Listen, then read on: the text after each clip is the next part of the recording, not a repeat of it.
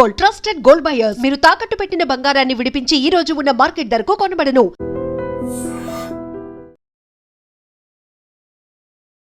నమస్తే, నేను Kavitha. Welcome to I dream. H1B వీసాలు, ఇండియన్ ఎడ్యుకేషన్, దీంట్లో ప్రధానంగా వినిపించేది ఏది కరెక్ట్ డెసిషన్, ఏది వైస్ డెసిషన్ అవుతుంది, వేస్ట్ డెసిషన్, మనీ మీద మనం వేస్ట్ చేస్తున్నాము అనేటువంటి డెసిషన్. యాక్చువల్గా ప్రతిసారి అకాడమిక్ ఇయర్ స్టార్ట్ అయిన వెంటనే అమెరికాలో విద్య, దానికి సంబంధించి బోల్డ్ అని ప్రోస్ అండ్ కాన్స్ పేరెంట్స్ ఆలోచిస్తూ ఉంటారు. పర్టికులర్గా ఈ ఇయర్ దేని మీద వైస్ డెసిషన్ తీసుకోవాలి, ఏది వేస్ట్ డెసిషన్ అవుతోంది, దీనికి సంబంధించి మాట్లాడుకుందాం. మనతో పాటుగా ఉన్నారు high court advocate and immigration attorney Prithviraj గారు. హలో అండి. నమస్తే. సో యూజువల్గానే కంపారిజన్స్ అనేవి చూసుకున్నప్పుడు మా వాడు అక్కడ విదేశాల్లో చదువుతున్నారు, లేకుంటే మా పాప వెళ్ళింది అక్కడే జాబ్ కూడా చేస్తుంది చదువు అయిపోయిన వెంటనే, ఇవన్నీ అనుకున్న తర్వాత ఇప్పుడు కొంచెం వోలటైల్గా ఇలాంటి సిచ్యువేషన్స్ ఉన్నాయి కాబట్టి ఒక వైస్ డెసిషన్ తీసుకోవాలి, వేస్ట్గా మనీని స్పెండ్ చేయొద్దు అనుకుంటే what do you suggest?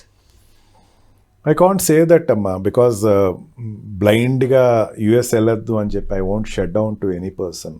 Not వెళ్ళొద్దు, అక్కడ బాగోలేదు పరిస్థితి. I won't advise because situations are not that much wild as they think. అనుకున్నంత దుర్మార్గంగా అయితే ఇక్కడ పరిస్థితులు లేవు.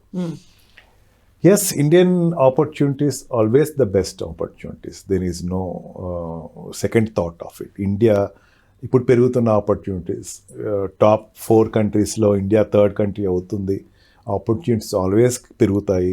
అండ్ మనకి వస్తున్నటువంటి కొన్ని సెక్టర్స్ ఆఫ్ ఎంప్లాయ్మెంట్ అన్నది పెరుగుతూ ఉన్నాయి కానీ తరగట్లేదు. ఐటీ సెక్టర్స్లో పెరుగుతున్నాయి. అండ్ బై దట్ చూసుకుంటే ఇఫ్ ఎట్ ఆల్ వచ్చేటువంటి ఇన్కమ్ తోటి నీకు వచ్చేటువంటి 1-2 లక్షల శాలరీ తోటి ఇండియాలోనే ఉండాలి అనుకుంటే IT students is the best opportunity. Doctors కూడా అవేర్నెస్ ఆఫ్ మెడిసిన్ పెరుగుతుంది. ఎప్పుడైతే అవేర్నెస్ ఆఫ్ మెడిసిన్ పెరుగుతుందో, and I know many hospitals they are operating, international hospitals.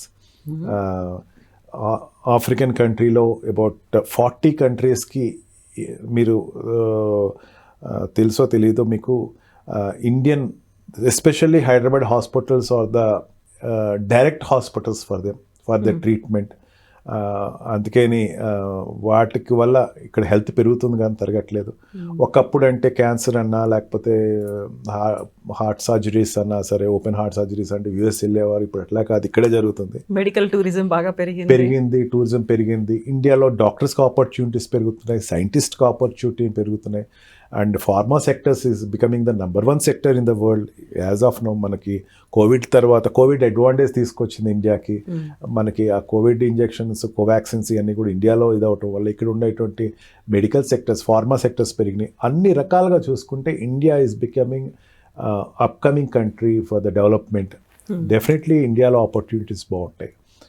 కాకపోతే అబ్దుల్ కలాం గారు చెప్పినట్టు dream high, dream for future అన్నట్టు, ఒక డ్రీమ్ కనుక పిల్లవాడు కనుక తీసుకుంటే కనుక that I'm silent of it. నేను అమెరికా వెళ్ళాలి, బాగా సంపాదించాలి, అక్కడ ఫ్రీడమ్ అనేది, లిబర్టీ అనేది నేను ఎంజాయ్ చేయాలి, ఆపర్చునిటీస్ అనేది తీసుకోవాలా, ఎక్కువ శాలరీ తెచ్చుకోవాలంటే I don't discourage that person. Definitely go there to America, stay there for some time, please come back to the country. ఇండియాకి మాత్రం రండి ఖచ్చితంగా. Don't stay there forever. మీరు అక్కడే ఉండిపోవటానికి ఎక్కువ ఆలోచించకండి. ఇండియాకి రండి. మీరు వచ్చే టైంకి ఇండియా కూడా పెద్ద కంట్రీ అవుతుంది, నో డౌట్ ఆన్ ఇట్. ఇప్పుడు పెరుగుతున్నటువంటి రిసోర్సెస్ కావచ్చు, ఆపర్చునిటీస్ కావచ్చు, మనకి ఇండియాలో కూడా ఎక్కువ, మీరు వెళ్ళి వచ్చే టైంకి ఈక్వల్ కంట్రీ అవుతుంది. చిన్న ఎగ్జాంపుల్ చెప్తున్నాను కవిత గారు. ఒకప్పుడు ఇప్పుడు ఐఫోన్లో తీసుకుందాం. ఐఫోన్లో ఉండేటువంటి ఫోన్ ఏదైతే లేటెస్ట్ ఫోన్ ఏదైతే ఉందో, అక్కడ అమెరికాలో మార్కెట్ ఎవరికి ఉంటుంది అంటే ఇండియన్స్కి ఉంటుందట. లైన్లో నుంచి ఉంటారు. ఐఫోన్ రిలీజ్ చేసేటప్పుడు లైన్లో నుంచి ఉంటారు. ఆ లైన్లో ఎక్కువ మంది ఎవరు ఉంటారంటే ఇండియన్స్ ఉంటారట, to send back to India. లేకపోతే ఇండియన్స్ కొంటారట. లేటెస్ట్ టెక్నాలజీ ఏదైతే ఉందో ఇండియాలో అది కనపడుతుంది. ఒకప్పుడు అక్కడేదో వచ్చిన తర్వాత 4 years తర్వాత ఇండియా వస్తుంది, 3 years తర్వాత ఇండియా. నో, ఇప్పుడు ఈక్వల్గా వస్తుంది. ముందు ఇండియాలో వస్తుంది, తర్వాత అమెరికాలో వస్తుంది. ఆ సిచ్యుయేషన్కి వస్తుంది. And by that time we can say yeah, India is the great country. At present ఈక్వలిబ్రియంకి వెళ్తుంది. Little up and downs are there. And when this PG sectors develop, ఇప్పుడు మనం చదువుకునే డిగ్రీ సెక్టర్స్లో ఒకప్పుడు PG sectors compare to 2007 till 2025 అయితే 80% PG educations పెరిగినాయట. Okay. PG and degree educations పెరిగినాయట. ఇది ఇంకా పెరుగుతుంది. ఇవన్నీ పెరిగిన తర్వాత ఏమవుతుందంటే హ్యూమన్ రిసోర్సెస్ పెరుగుతాయి. ఆటోమేటిక్గా జాబ్ ఆపర్చునిటీస్ వస్తాయి. ఆల్రెడీ అమెరికాలో అవి ఎక్కువ ఉన్నాయి ఆపర్చునిటీస్, కాబట్టి మనకి అది కొంచెం భూతల స్వర్గంలా కనపడుతుంది.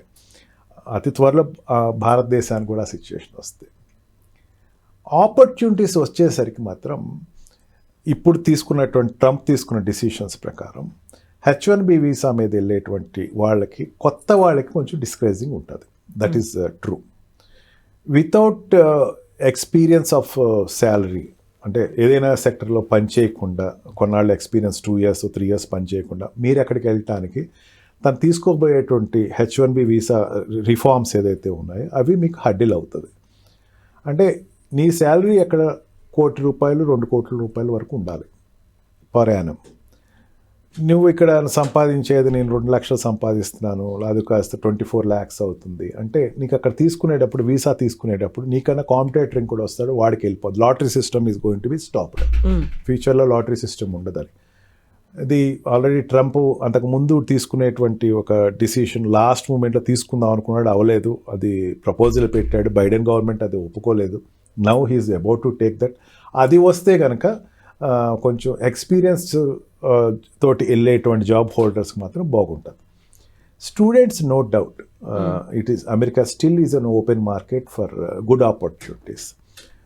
కాకపోతే బర్త్ సిటిజన్ మీద ఉండేటువంటి చర్చలు ఏదైతే ఉన్నాయో అవి అక్కడ కొంచెం వాళ్ళకి గ్రీన్ కార్డ్ హోల్డర్ కానీ సిటిజన్ కాకుండా అక్కడ బర్త్ సిటిజన్ అంటే వాళ్ళ పిల్లలకి సిటిజన్షిప్ ఇచ్చే అవకాశం లేదు, కాబట్టి ఫ్యూచర్లో అది కొంచెం ఇబ్బంది ఉంటుంది. అంటే ఇది H1B వీసా మీద మాత్రమే ఉండి గ్రీన్ కార్డ్ రాని వాళ్ళు లేకపోతే అక్కడ సిటిజన్షిప్ రాని వాళ్ళకి మాత్రం వాళ్ళ పిల్లలకి సిటిజన్షిప్ రాదు. అందుకే ఏమవుద్దంటే ఇక్కడ కవిత గారు ఎంఎస్కి వెళ్ళే వాళ్ళు 24-25 వాళ్ళు వెళ్తారు, 24+ ఉన్నవాళ్ళు వెళ్తారు. 23 వెళ్ళిన వాళ్ళు గుడ్, వాళ్ళకి మాత్రం ఈ ప్రాబ్లం లేదు. 24-25 వెళ్ళిన వాళ్ళు మ్యారేజ్ చేసుకుంటారు. H1B ఎప్పుడు వస్తుంది? విత్ H1B మీద ఫ్లోట్ అయ్యేది ఎన్నాళ్ళు ఉంటారు? ఒక 3 years ఫ్లోట్ అవుతారు. ఈ లోపల పిల్లలు పుడితే వాళ్ళు బర్త్ సిటిజన్షిప్ రాదు. ఇంతకు ముందు ఆ పరిస్థితి ఉండేది. అది ఎప్పుడైతే రిమూవ్ అయిందో కొంచెం సాడ్ అండ్ సిచ్యుయేషన్. వాళ్ళు 30 years అంటే 27-30కి వచ్చేసరికి గ్రీన్ కార్డ్ వస్తే కనుక అప్పుడు పిల్లలు ఉంటే వాళ్ళకి బర్త్ సిటిజన్షిప్ వస్తుంది. ఈ రెగ్యులేషన్ దగ్గర మాత్రం ఇండియన్స్కి డిస్కరేజింగ్ ఎక్కువ ఉంది. ఇది వరకు అక్కడ వెళ్తే చాలు, టూరిస్ట్ కింద వెళ్ళినా లేకపోతే ఎట్లా వెళ్ళినా సరే అక్కడ పిల్లలు పుడితే వాళ్ళకి సిటిజన్షిప్ వచ్చేస్తుంది అన్నది. As of now it is closed, the door is closed. To some extent courts are stay వరకు ఇస్తున్నాయి, కానీ లాంగిటివ్ అయితే ఇస్తాయని మాత్రం నాకైతే నమ్మకం లేదు. అండ్ ఈ రీచ్గా చూసుకుంటే కనుక పెళ్ళైన వాళ్ళకి మాత్రం కొంచెం డిస్కరేజింగ్ ఉంది అక్కడ. ప్లానింగ్ వాళ్ళకి గ్రీన్ కార్డ్ వచ్చిన తర్వాత ప్లానింగ్ ఉన్న వాళ్ళకి నేను I'm silent of it. But H1B visa మీద పిల్లలకైతే ఇండియన్ సిటిజన్షిప్పే కంటిన్యూ అవుతుంది. అక్కడ మాత్రం కొంచెం ఆ డిఫికల్టీ ఉంది. అండ్ డబ్బులు సంపాదించే విషయంలో మాత్రం there is no second alternative. ఖచ్చితంగా వాళ్ళ వేజెస్ ఎక్కువే ఉంటాయి, వాళ్ళ లైఫ్ బాగుంటుంది, ఆపర్చునిటీస్ బాగుంటాయి. ఇంకో కంపెనీకి షిఫ్ట్ అయినా సరే, లే ఆఫ్ అన్నది అక్కడ నడుస్తున్నా సరే, still there is a hope that employment is great there. But ఇప్పటికి వేస్ట్ ఆఫ్ మనీ ఇలాంటివన్నీ ఆలోచించాల్సిన అవసరం లేదు. ఒక వైస్ డెసిషన్ మాత్రమే తీసుకుంటున్నారు. Either it may be US కావచ్చు, ఇండియా కావచ్చు, ఏదైనప్పటికీ.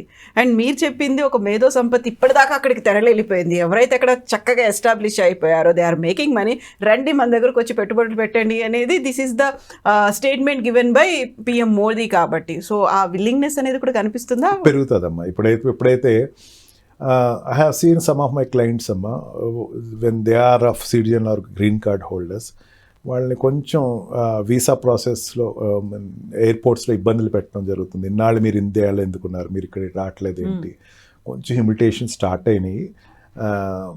ఎస్, తన కాల్ అయితే ఇప్పుడు గవర్నమెంట్ కాల్ ఎవరైతే వాట్ వి కాల్ సైంటిస్టులు కానీ వాళ్ళందరూ వెనక్కి రమ్మంటున్న కాల్కి అయితే రెస్పాన్స్ అయితే ఉంది.